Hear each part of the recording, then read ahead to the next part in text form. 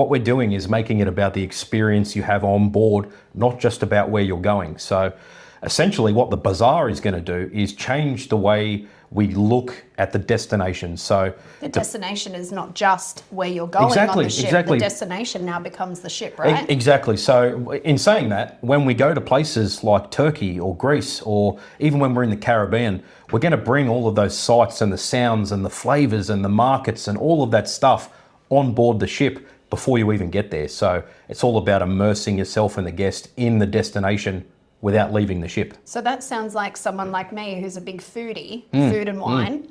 That would be the perfect ship for them to go on in the Med. Yeah, oh, definitely. So Eden Restaurant now, which is one of our most luxurious restaurants on board the Edge class, is going to become Bazaar Restaurant, and it'll be a rotating menu depending where the ship's going at the time. So the level of cuisine that we're going to use, the local sourcing, all of that kind of stuff is going to be next level. It's going to be amazing.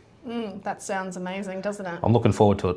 Are you going to be getting on board one of the ships anytime soon? I'm definitely going to jump on board Xcel in June next year and do a back-to-back med sailing, just so I can give it a go. Yeah. Better give it a crack. Oh, you have to. I mean, I can't recommend to anyone else about sailing on an Edge class, because it's just, it looks at cruising so differently to how we know cruising. You know, you go from your traditional cruise ships to an Edge class, and it's unlike anything I've experienced. Definitely out of Australia. Oh, anyway, yeah. let's Yeah. talk about Celebrity Edge. Yeah. She's here in Australia, was in Australia, and she's coming back. She's definitely coming back. So what are some of the sailings we can get on board when she does come back later in the year? Yeah, I mean, some of our really popular itineraries, of course, everybody loves New Zealand, and we've increased our support to New Zealand coming into the next couple of years. A lot of other cruise lines are slowly departing the area, whereas Celebrity are only increasing their commitment to the New Zealand region. We're doing... Love that for our New Zealand clients. Yeah, definitely. We're doing in the 25-26 season, so from October this year to April next year, we've got 7 round trips out of Sydney happening. Wow. On varying itineraries and lengths.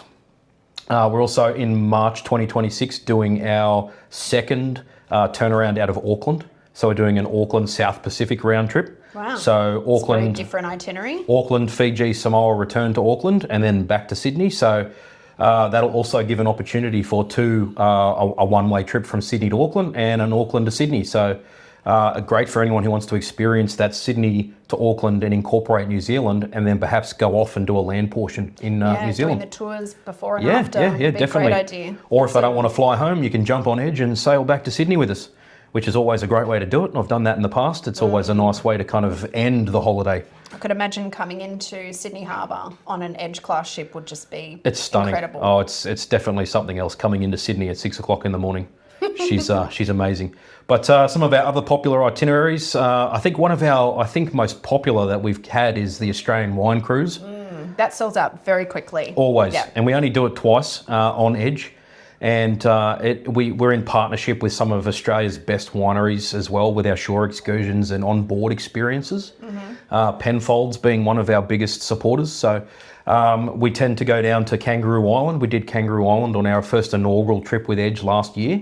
And we're returning there this year. So it'll be exciting to get to see Kangaroo Island, go to Hobart and visit some of those iconic places. South Australia, visit some of Australia's best wineries. And not a lot of cruise lines have that itinerary anymore. No. Down to Kangaroo Island especially, that's a beautiful part of the world. Yeah, definitely. And we've actually got a sailing in 2026 that we've incorporated as part of the Adelaide Fringe Festival. Oh. So you can go to Adelaide, do an overnight in Adelaide, and experience Adelaide's Fringe Festival.